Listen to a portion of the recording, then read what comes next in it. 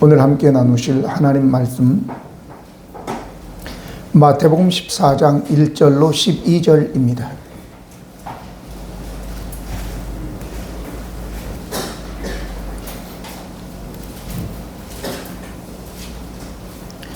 그때에 분봉왕 헤롯이 예수의 소문을 듣고 그 신하들에게 이르되 이는 세례 요한이라 그가 죽은 가운데서 살아났으니 그러므로 이런 능력이 그 속에서 역사하노라 하더라.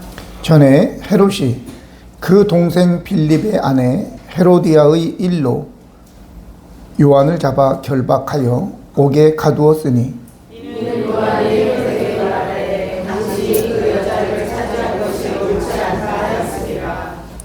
헤롯이 요한을 죽이려 하되 무리가 그를 선지자로 여김으로 그들을 두려워하더니 마침 헤롯의 생일이 되어 헤로디아의 딸이 연석 가운데서 춤을 추어 헤롯을 기쁘게 하니 헤롯이 맹세로 그에게 무엇이든지 달라는 대로 주겠다 약속하거늘 그가 제 어머니의 시침을 듣고 이르되 세례 요한의 머리를 소관에 얹어 여기서 내게 주소서 하니 사람을 보내어 옥에서 요한의 목을 베어 왕이 근심하나 자기가 맹세한 것과 그 함께 앉은 사람들 때문에 주라 명하고 사람을 보내어 옥에서 요한의 목을 베어 그 머리를 소반에 얹어서 그 소녀에게 주니 그가 자기 어머니에게로 가져가니라.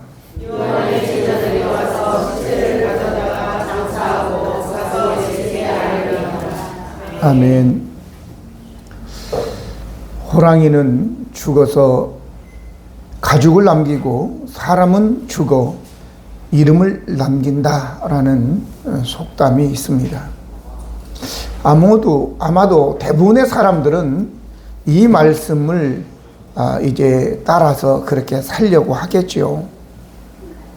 문제는 명예가 포함되지 않은 이름이기 때문에 문제가 있는 것입니다. 사실 모든 사람들은 어떤 지위나 부, 명성, 인기 이런 것들을 로 인하여 이름을 알려지기를 원하는 것입니다. 때로는 목회자도 또 교회의 중직자도 자기의 자녀들이 사회적으로 성공하기를 원하죠. 그리고 사회적으로 성공을 하면 자랑을 하겠죠. 자녀가 도지사가 되고 장관이 되고 또 뭐 국회의원이 되고 이렇게 되면 어디 가서도 자기의 자녀들의 이름을 이야기하면서 우리 아들이 경찰서장이고 뭐 우리의 딸이 뭐고 아마 그렇게 이야기할 거예요. 하나님 편에서 보면 참 아무것도 아닌데 오늘 결론을 먼저 내리겠습니다. 결론을 먼저 내릴 텐데 하나님의 눈에 과연 이런 헤롯이 크게 보이겠나 아니면 세례 요한이 더 존귀하게 보이겠나라고 하는 것입니다. 지금 2000년 지난 이 시점에서 여러분과 저는 헤롯에 대해서 어떤 마음을 가지고 있습니까? 여러분의 마음에 헤롯이 얼마만하게 느껴지는가요? 세례 요한은 어떻습니까? 그 당시에 헤롯과 세례 요한을 놓고 비교해 볼 때는 말도 안 되죠. 그런데 오늘 우리 안에 남아있는 헤롯이 헤롯 대왕인지 헤롯 안디바인지 아니면 뭐 헤롯 빌립인지 누군지도 모르잖아요. 세례 요한은 분명하게 우리 안에 남아있는 거 아니겠습니까? 그럼 모두 다 나는 세례 요한처럼 살고 싶습니다 라고 얘기하겠죠. 근데 우리의 그러한 머리와는 다르게 우리의 마음은 여전히 헤롯 왕처럼 우리가 그렇게 좋은 옷을 입고 왕궁에 살면서 잔치를 베풀면서 그렇게 살고 싶은 그 마음은 또 무엇겠어요? 이게 일반적 정서라고 하는 것입니다. 저는 오늘 저와 여러분이 이 말씀을 들으면서 갈라디아서 5장 24절에 있는 말씀처럼 그리스도 예수의 사람들은 자기의 육체와 함께 정과 욕심을 십자가에 못 박는 바로 우리 안에 살아있는 헤롯 왕 같은 그러한 그 육신적인 생각들, 부드러운 옷을 입고 왕궁에 살고 싶어하고 지 마음대로 권력을 휘두르고 싶어하는 그러한 왕들이 다 여러분들 우리 안에 들어있지 않아요? 그것을 여지없이 끌고 가서 십자가에 못 박는 일이 오늘 이 시간에 일어나기를 예수님의 이름으로 축복합니다. 첫 번째는 헤롯 왕, 헤롯 안티파스입니다. 그때의 분봉왕 헤롯이 예수의 소문을 듣고 라고 얘기하고 있습니다. 헤롯 대왕은 이의 아버지이고 이 헤롯 대왕이 죽고 난 다음에 이제 헤롯 대왕이 통치하던 그 지역이 세 군데로 나눠져서 세 아들이 이제 통치를 하게 되는데 여기 헤롯 안티파스가 바로 갈릴리와 베레아 지역을 통치하는 사람이었습니다. BC 4년에 태어나서 AD 39년에 죽게 되었으니까 예수님과 동일하게 태어난 거죠. 그러니까 예수님이 태어났을 때 주기로 했던 사람은 바로 이의 아버지였고 나중에 예수님 당시에 통치했던 사람은 바로 이 헤롯 안티파스라는 사람이었던 것을 우리는 알 수 있습니다. 그런데 예수님께서 세례 요한에 대해서 얘기하면서 이렇게 얘기하지 않습니까? 너희가 광야에 왜 남았냐? 부드러운 옷 입은 사람이냐? 부드러운 옷 입은 사람은 왕궁에 있다 이렇게 얘기하고 있지 않습니까?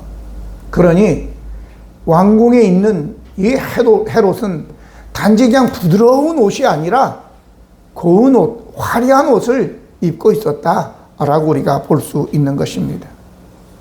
크고 안락한 곳에서 그는 자기의 그 왕의 생활을 느낀 거죠. 즐기고 있었던 거죠. 악한 왕들이 나중에 좀 더 말씀드리겠지만 이 악한 왕들의 특징은 뭐냐? 자기가 돌봐야 될 백성들의 삶은 돌아보지 않고 자기의 권리 특권만 이제 주장하는 자들인 것입니다. 오늘 혹시 우리들도 살아가면서 이 헤롯 왕처럼 궁궐 같은 곳에 살면서 어려운 사람들을 돌아보지도 않고 나만 편하면 되고 좋은 차, 좋은 옷, 좋은 집에 살면 그만이다라고 생각하는 사람들, 아니 또 그렇게 살고 싶은 마음이 우리 가운데 없는지 한번 우리를 돌아봐야 될 것입니다. 오늘날 독재자들의 특징인데 헤롯 왕뿐이겠습니까? 느부갓네살 왕도 그렇고 아수에로 왕도 그렇고 아수에로 왕 같은 경우에는 180일 동안 잔치를 했다 이렇게 나옵니다. 매일매일. 바로 100년 전 우리나라 조선에도 왕들, 궁궐 안에 있는 여자들은 궁녀라고 하지 않아요? 궁녀? 궁녀는 아무나 손대면 안 됩니다. 수락관에 일하는 궁녀도 다 왕의 여자인 거예요. 왕을 만나 후궁도 못 되고 그러면서도 늙어 죽기까지 그 안에서 왕의 여자로 사는 겁니다. 그냥 누구도 또 왕의 여자라고 불러주지도 않아요. 한두 명도 아니고 수천 명의 궁녀들이 왕을 바라보고 어떻게 하면 성은을 입을까 그러면서 그렇게 살아가는데 참으로 안타깝지 않나요? 차라리 저 시골에서 농사를 짓고 산골에서 약초를 캐고 또 저 바닷가에서 조개나 고기를 잡아 먹으면서 살아가는 것이 훨씬 더 행복하지 않겠습니까? 오늘 우리 자신들을 한번 생각해 봐야 됩니다. 우리 자신들은 어떠한 꿈을 꾸고 있습니까? 저 북한에는 기쁨조라는 것이 있다고 들었어요. 근데 물론 의식 있는 사람들은 이야기하겠죠. 아무도 거기에 대해서 반론을 제기하는 사람이 없습니다. 오히려 기쁨조에 들어가 있는 그 아가씨들은 행복해하는 그게 특권이라고 생각합니다. 근데 무슨 그게 특권이겠습니까? 오늘 이렇게 독재자들은 이런 삶을 살아가고 있다 그 말이죠. 자, 이제 반면에 이 세례 요한은 신실하게 자기의 삶을 살아갑니다. 성경은 이렇게 얘기합니다. 잠언 28장 20절에 충성된 자는 복이 많아도 속히 부하고자 하는 자는 형벌을 면치 못하리라 그랬습니다. 충성된 자라고 하는 것은 신실한 자를 얘기하죠. 근데 속히 부하고자 하는 자는 어떤 자이겠습니까? 여러분, 제가 부자를 뭐라고 하지 않습니다. 근데 속히 부하고자 하는 것은 불법적으로, 탈법적으로, 편법적으로 빨리 부를 축적하려고 하는 거죠. 충성된 자는 신실하게 10년, 20년, 30년 차곡차곡 부를 쌓아가는 거. 이게 누가 뭐라고 하겠어요? 자기가 일해가지고 번 부인데 그걸 이야기하는 게 아닙니다. 그래서 우리 목사님은 부자를 싫어하는가 보다. 아니, 좋아해요. 어떤 사람 또 저는 부자를 좋아합니다. 그러나 여러분들 어디 가서 우리 목사님은 부자만 좋아한다 그런 소리는 하지 않기를 바랍니다. 부자만 좋아하지는 않아요. 부자를 좋아하지. 부자도 좋아하는 거예요. 자, 그런데 문제는 헤롯의 부도덕함입니다. 부하역 왕궁에 살 뿐만 아니라 왕으로 살면서 백성들을 돌아봐야 될 이 헤롯이 부도덕하게 자기 눈에 보이는 대로 자기의 몸이 원하는 대로 살아가려고 하는 거죠. 그래서 이복 동생인 빌립의 아내 헤로디아에게, 헤로디아가 아마 출중한 미모의 소유자였던 것 같아요. 가가지고 내게 오면 내가 부도 권력도 주겠다. 네가 갖고 싶은 거 다 주겠다. 이렇게 꼬드겨서 이 헤로디아가 빌립을 떠나서 헤롯에게 와서 결혼을 하게 된 거예요. 근데 문제는 헤로디아도 사실은 헤롯 왕의 이복 여동생입니다. 근데 이거는 부도덕한 게 아니에요. 그 당시는요. 왜? 모세도 자기 고모하고 결혼했잖아요.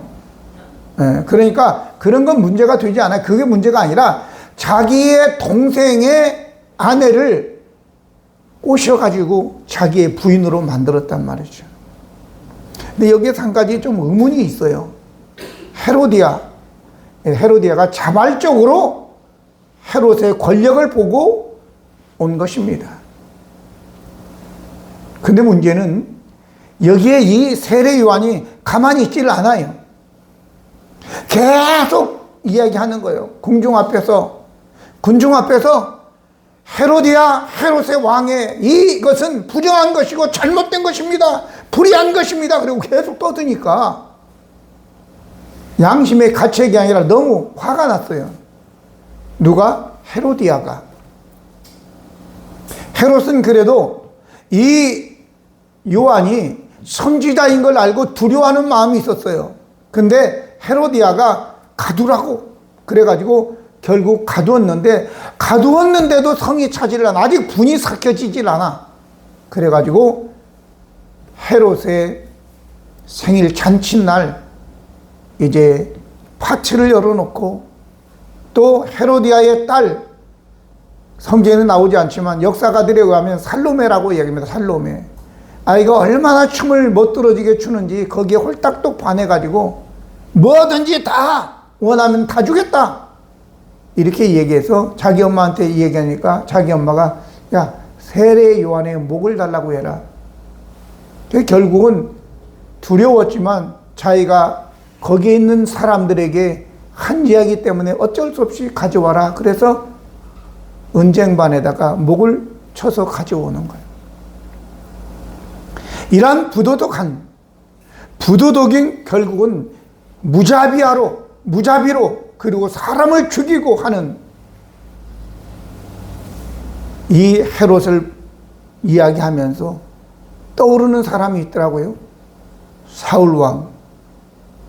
노베 제사장들이 85명이 있었는데 다윗에게 협조했다고 해가지고 다른 사람에게 가서 죽이라고 하니까 아무도 손을 들어 죽이려고 하지 않아요. 도액이라고 하는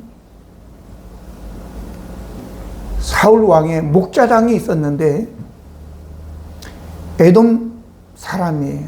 에서 후손이라고. 그래서 이 친구를 시켜서 가가지고 85명, 흰옷 입은 제사장 85명을 죽이고 끝나지 않고 남녀, 노유, 그리고 거기에 있는 짐승들까지도 다 살해하는 그러한 무자비한 살육이 일어나게 된 것입니다. 오늘 저와 여러분 한번 생각해 보십시오.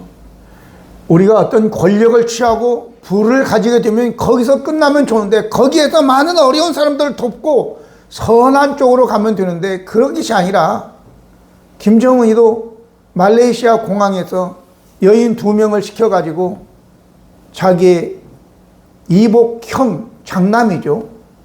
를 독살을 하지 않았습니까?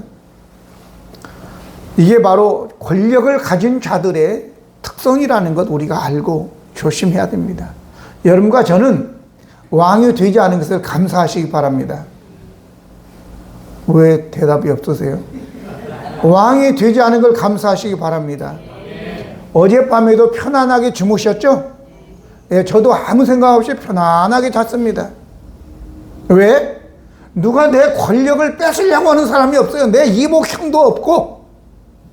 그런데 조선 왕조를 봐도 그렇고 고려, 고구려, 신라 다 봐도 형제들을 죽인 사람이 한두 명이에요. 성경에도 많이 나옵니다. 자, 이제 마지막 그러면 헤롯의 삶은 어떤 삶이었냐? 매일매일 호화롭게 잔치하는, 생일 파티하고 춤추고 술 마시고 하는 그런 삶이 아니었나요? 오늘 우리가 가끔 이야기하는 나발이라고 하는 사람도 왕의 잔치처럼 이라고 얘기하고 있고, 예수님께서도 이제 누가복음에 보면 거지 나사로와 부자의 비유에 있었어도 이 부자는 자색 옷을 입고 날마다 호화롭게 잔치한다 이렇게 나오죠. 오늘 저와 여러분 부유한 거 괜찮아요. 그런데 오늘 이 나사로에 대해서 대문 앞에 버려진이라고 얘기하고 있습니다.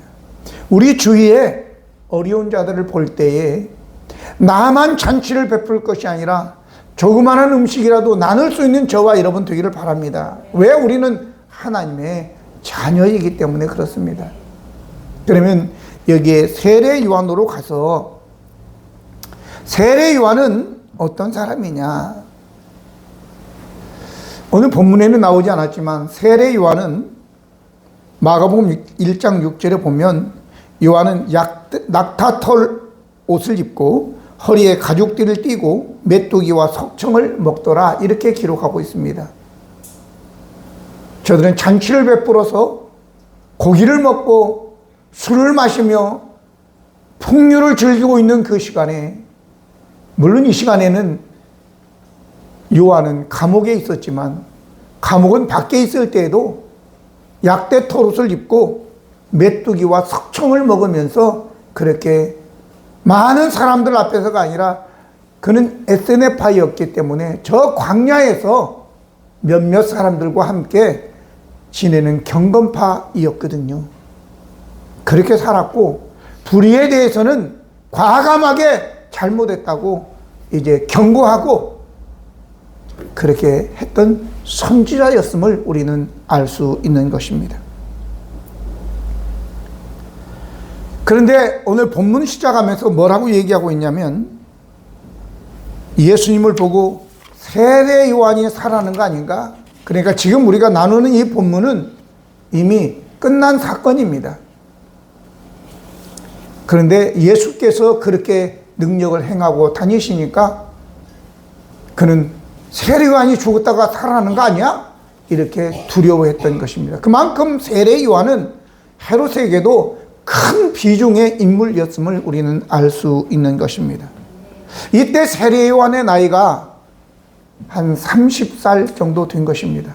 예수님보다 6개월 먼저 태어났고 예수님께서 사역을 공생애를 시작할 즈음에 그는 죽었으니까 30살 정도 아니면 31살 정도 된 거죠. 30살, 31살. 우리 소미가 31살 더 먹었습니다. 미소도 31살 더 먹었습니다. 근데 우리 미소가 헤롯 왕에게 당당하게 부정한 것입니다. 잘못된 것입니다. 죽음을 무릅쓰고 그렇게 얘기했다는 거예요. 오늘 저와 여러분, 이제 이 세례 요한은 헤롯에게 아부하고 입 다물고 있어서 어떤 좋은 것을 취하기보다는 당당하게 담대하게 지적해서 감옥에 가는 것을 선택했다라고 하는 것입니다. 우리가 잘 아는 아합과 이세벨이라고 하는 왕비 기억하시죠? 그 당시에 아합과 이세벨, 특별히 이세벨은 어느 누구도 감당할 수 없는 여자였습니다. 온 북이스라엘을 다 아합을 이세벨이 장악한 거죠, 왕을. 그래서 바알 아세라 숭배지로 만들어 버린 거죠. 그래서 바알 선지자, 아세라 선지자,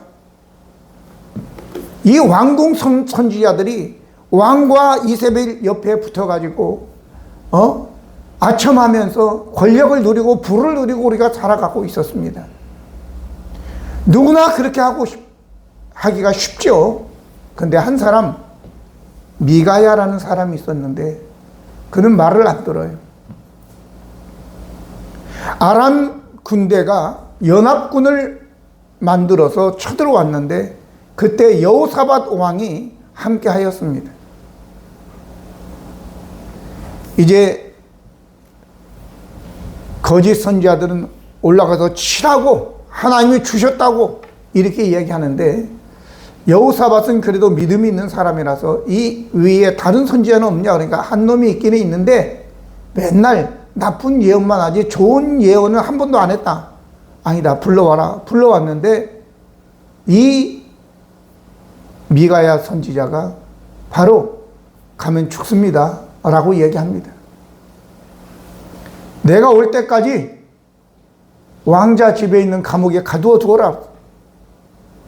아니, 돌아올 것 같으면 하나님께서 내게 말씀하지 않으셨을 겁니다. 근데 어떻게 결과가 나죠? 아합은 전쟁에 나가서 화살에 맞아 죽습니다, 여러분.